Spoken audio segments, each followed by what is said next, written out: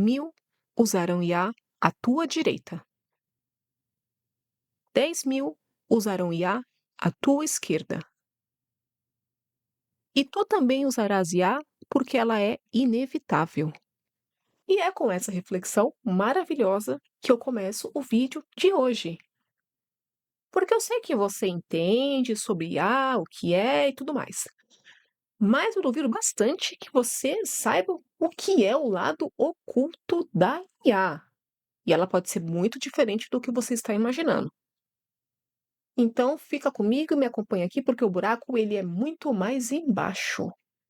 Então, vem comigo. Começando a falar sobre o lado oculto da IA, eu quero dar um foco inicial nos custos energéticos da IA. Por quê? Nós temos uma figura muito importante que é o data center. O data center, ele é a estrutura física aonde ocorre o processamento que gera a IA.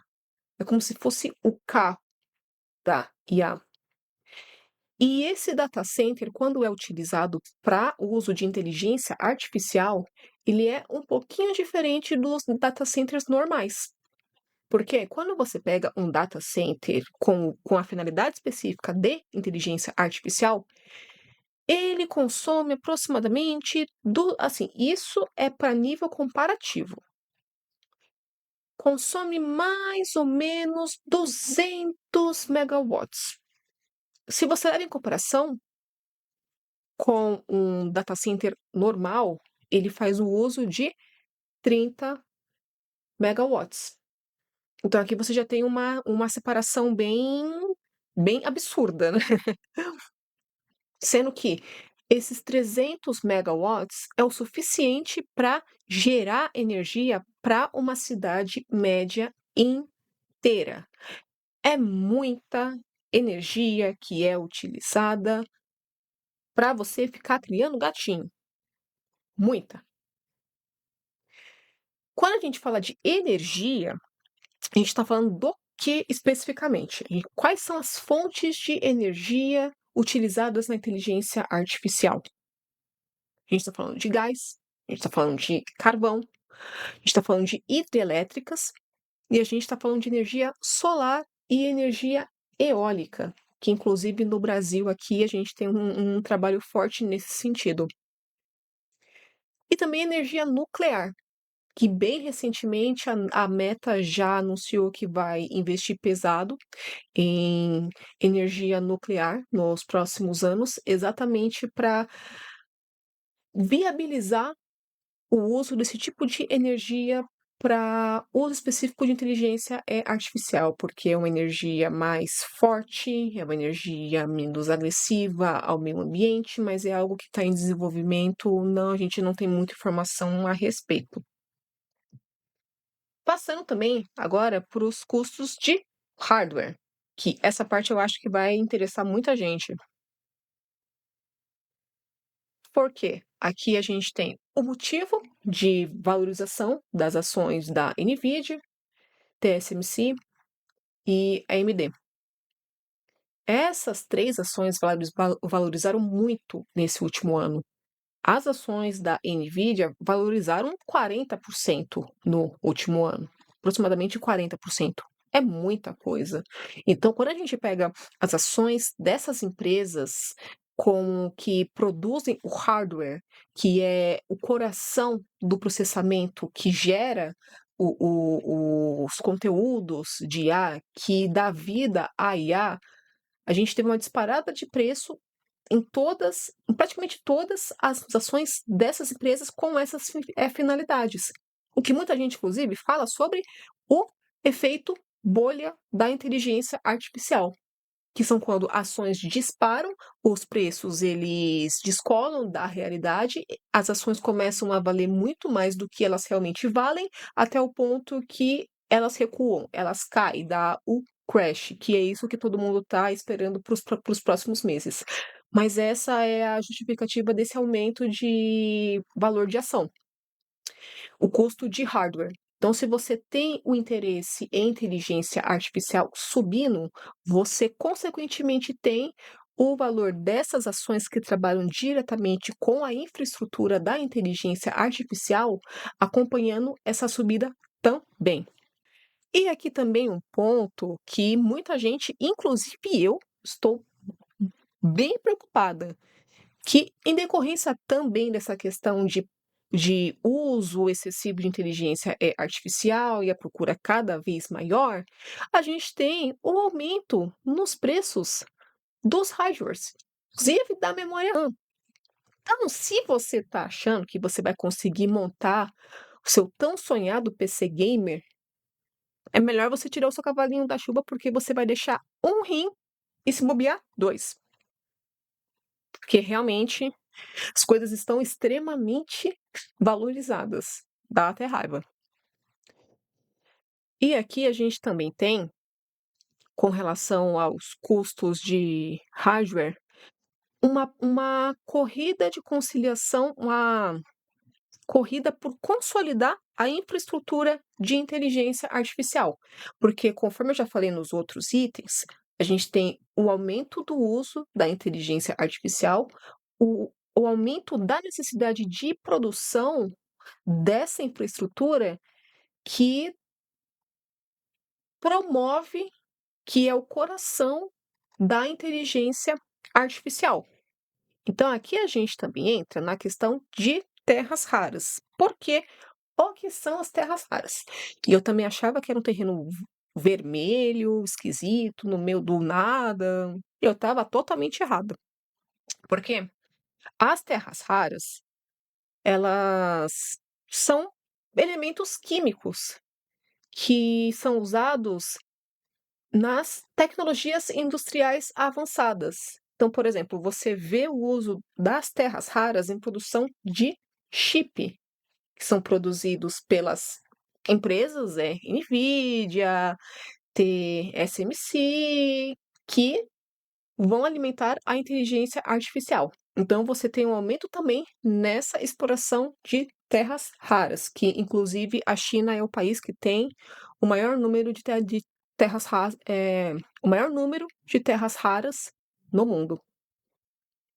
Um ponto aqui que eu achei interessante trazer, porque envolve questão de geopolítica e é algo para a gente ficar de olho nos próximos anos, é a relação da TSMC com Taiwan, porque a TSMC ela é uma empresa de Taiwan e ela tem um papel muito especial nessa dinâmica inteira.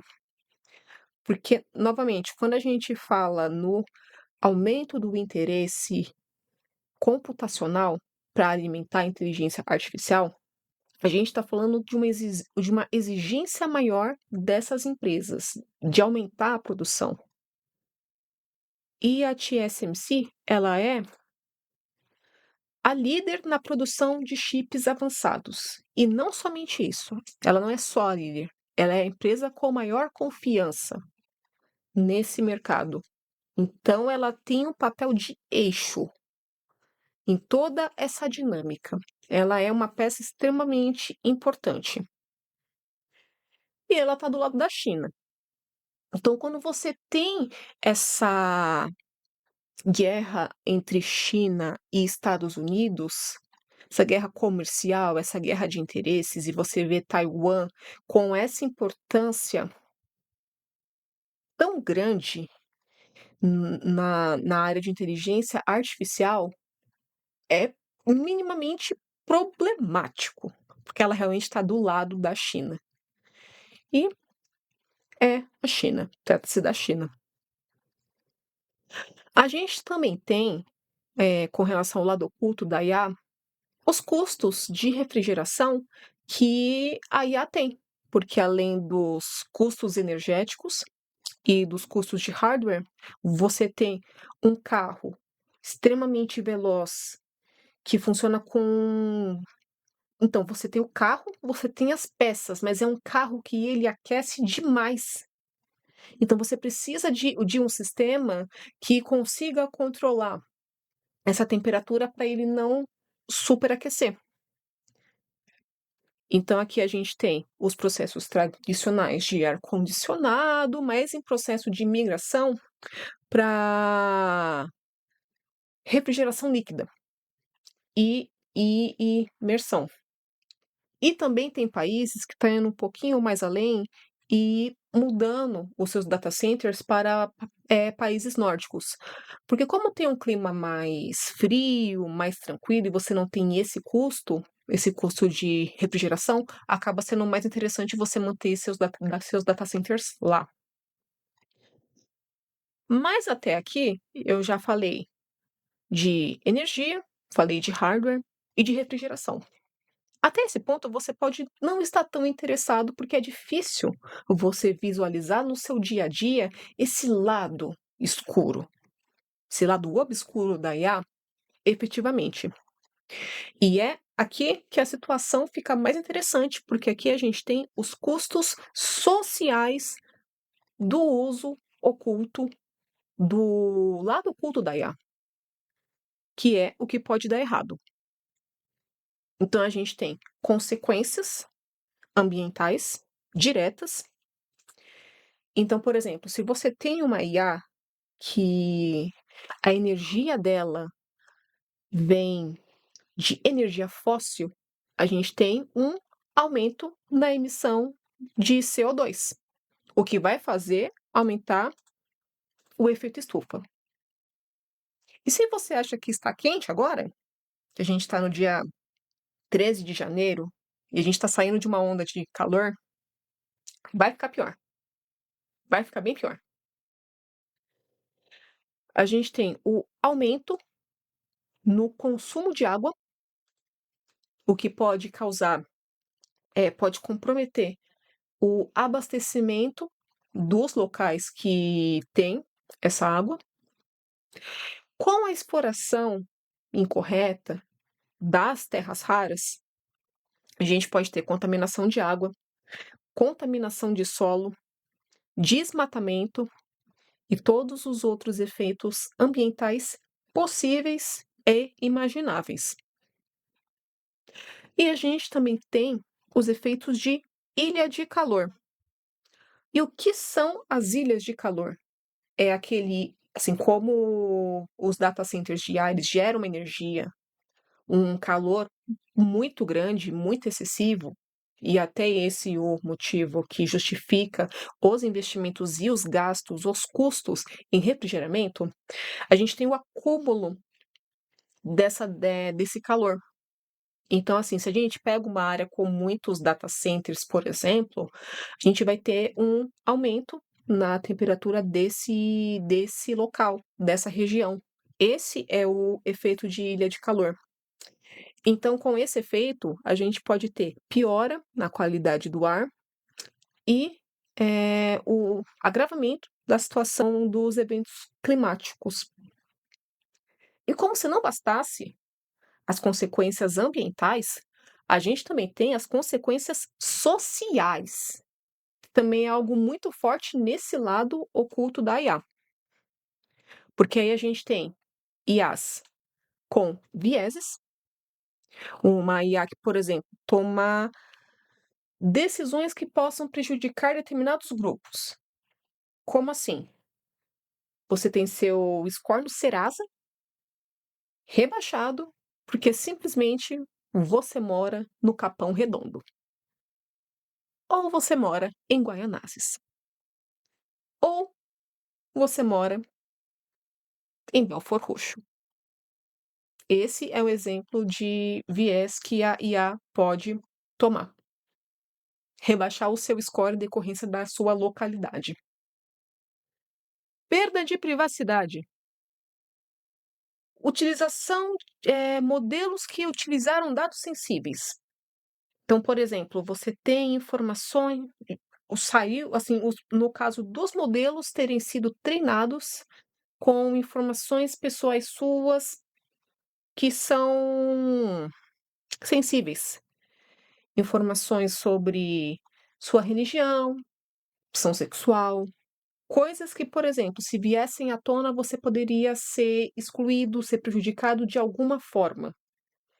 E isso também é muito perigoso, essa perda de privacidade. Você também tem a questão de segurança e abusos. E com relação a isso, dá para a gente pontuar a questão de fraudes e deepfakes. Então, por exemplo, uma pessoa, assim, suponhamos que você seja um influenciador digital. Você já tem algumas coisas na internet porque é o seu trabalho. Mas imagina que um golpista se aproveita disso, pega algum conteúdo seu e utiliza para outra finalidade. Eu até vi um caso esses dias de um golpista que usou a imagem de um homem que fazia conteúdo no TikTok para meio que seduzir uma senhora, extorquir dinheiro, ao ponto da senhora ter vindo aqui para o Brasil, era uma senhora italiana, dela ter vindo aqui para o Brasil achando que ia encontrar esse homem.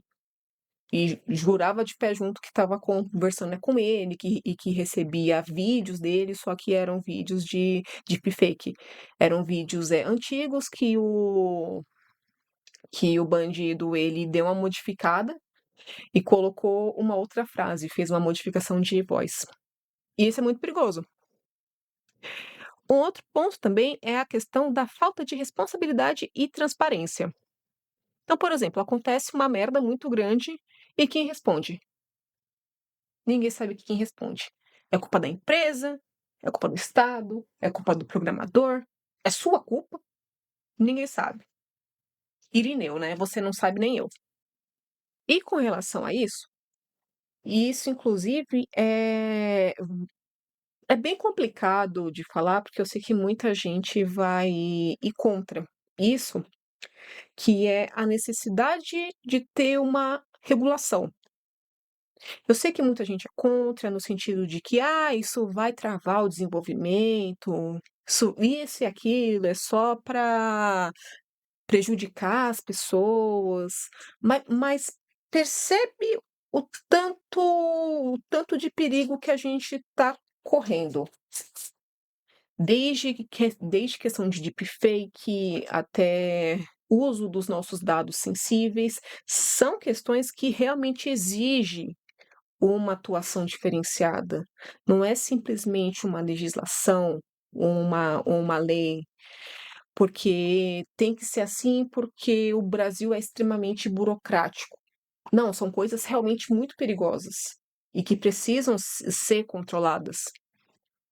Então, já aproveitando esse gancho que eu já falei das consequências ambientais e sociais, eu trago também os custos com relação à governança, que aí, por exemplo, a gente tem para tentar mitigar essas consequências, como por exemplo, as consequências ambientais, a gente pode ter as leis, né, que a gente pode ter não, a gente tem as leis que já existem envolvendo licenciamento, responsabilidade e cumprimento de padrões e limites ambientais, visando proibir essa exploração absurda que não só pode, como vai ocorrer nessa corrida da inteligência artificial.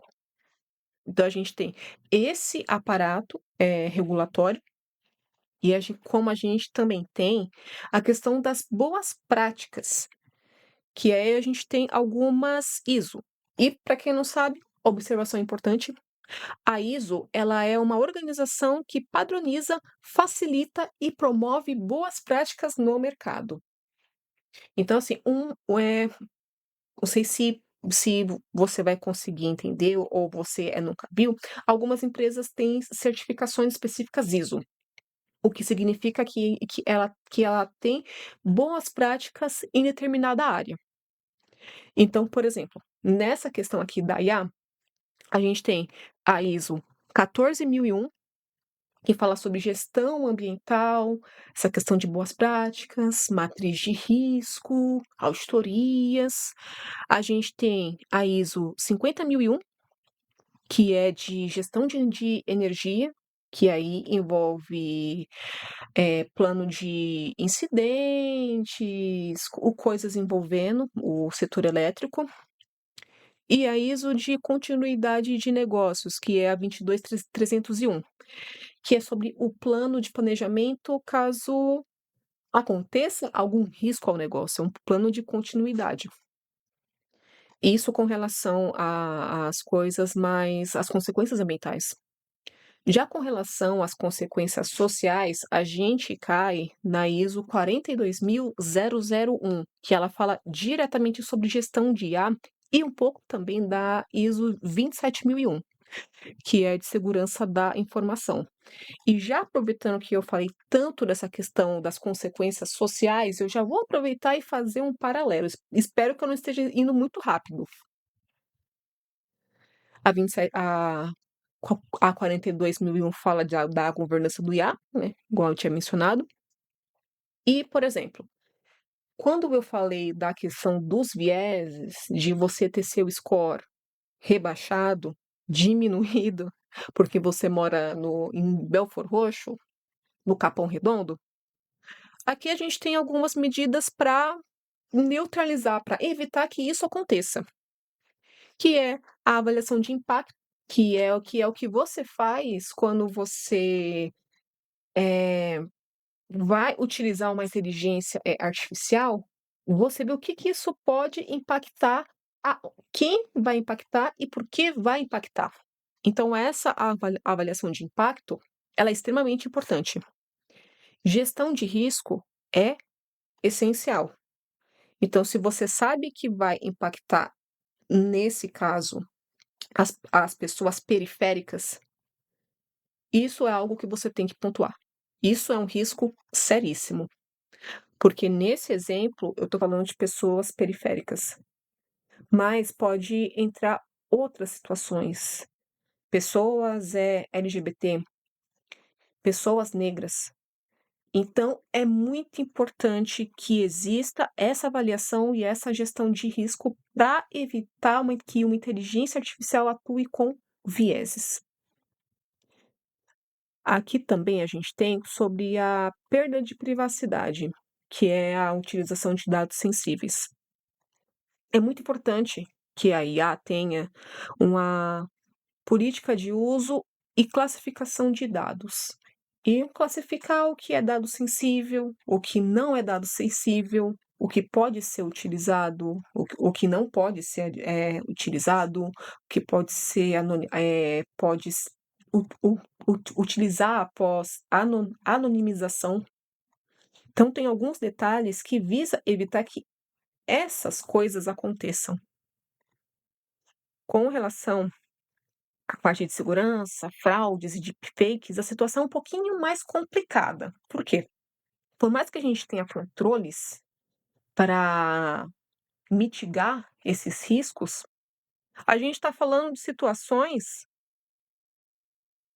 que é complicado, porque envolve diretamente a atuação humana. Então você pode fazer o dever de casa certinho e não abrir margem para erro, e uma pessoa aleatória pegar a sua imagem e achar que pode fazer o que bem entender. Então esse ponto em si, ele é muito complicado, mas aí existem outras ferramentas jurídicas que não vem ao caso mencionar agora, adequadas. E sobre a falta de responsabilidade, falta de transparência, aonde ninguém responde pelos seus atos, a gente tem aqui, na parte de governança, definições específicas de papéis. Quem responde pelo quê? Ah, aconteceu isso, é fulano. Isso é Beltrano. Você tem um plano, não tem como ficar fazendo batata quente. Não. Então, assim, com definições específicas, já direcionadas, cada um sabe o seu papel e o barato não sai caro. Aqui a gente também está falando de controle de ciclo de vida de dados para manter essa transparência e evitar que a inteligência artificial seja uma caixa preta, aonde ninguém sabe como funciona, ninguém sabe o que é, ninguém sabe para quê, a gente só sabe que ela existe, mas a gente não pode questionar nada.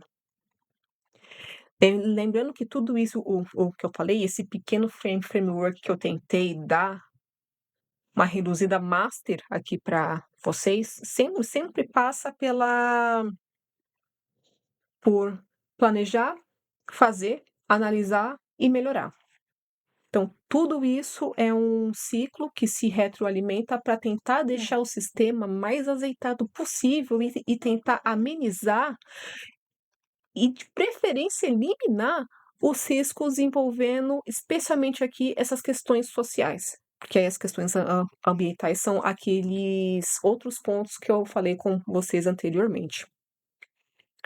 E voltando com vocês aqui agora, em caixa alta, em quadro cheio,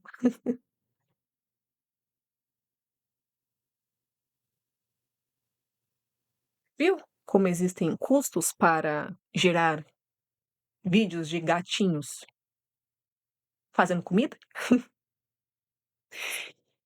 Eu adoro esses gatinhos, eu confesso. Mas assim, os gatinhos não são de graça, eles realmente exigem custos, e esses custos no final alguém vai pagar. Alguém, vulgo nozes, né, alguém, a sociedade. E é isso, eu sou a Cláudia, e esse é o Circuito Vivo. Até a próxima.